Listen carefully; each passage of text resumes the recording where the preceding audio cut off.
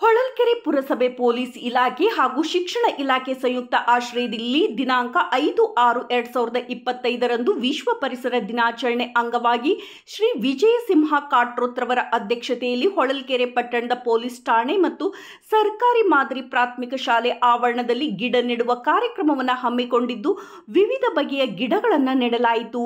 ವಿಜಯಸಿಂಹ ಕಾಟ್ರೋತ್ L ಅಧ್ಯಕ್ಷರು ಪುರಸಭೆ ಹೊಳಲ್ಕೆರೆಯವರು ಮಾತನಾಡಿ, ಪ್ರತಿ ವರ್ಷ ಜೂನ್ 5ಕ್ಕೆ ಪ್ರಪಂಚದಾದ್ಯಂತ ವಿಶ್ವ ಪರಿಸರ ದಿನವನ್ನು ಆಚರಿಸಲಾಗುತ್ತದೆ.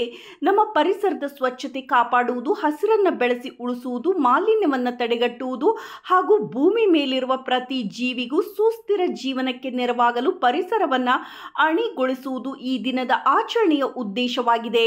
ಪಟ್ಟಣದ ಎಲ್ಲ ಸಾರ್ವಜನಿಕರು ತಮ್ಮ ಮನೆಗಳ ಮುಂದೆ ಗಿಡ ನೆಡುವುದರ ಮೂಲಕ ಸ್ವಚ್ಛ ಹೊಳಲ್ಕೆರೆ ನಿರ್ಮಾಣಕ್ಕೆ ಮತ್ತು ಪರಿಸರ ಸಂರಕ್ಷಣೆಗೆ ಸಹಕಾರ ನೀಡಬೇಕೆಂದು ಕರೆ ಕೊಟ್ಟರು.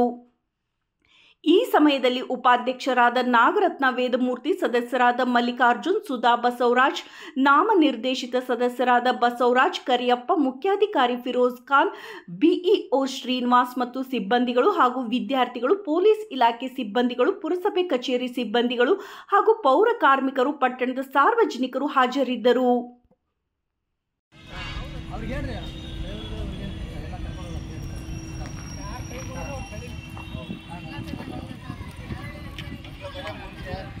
ಮುಂದಕ್ಕೆ ಬರ ಕಡೆಗೆ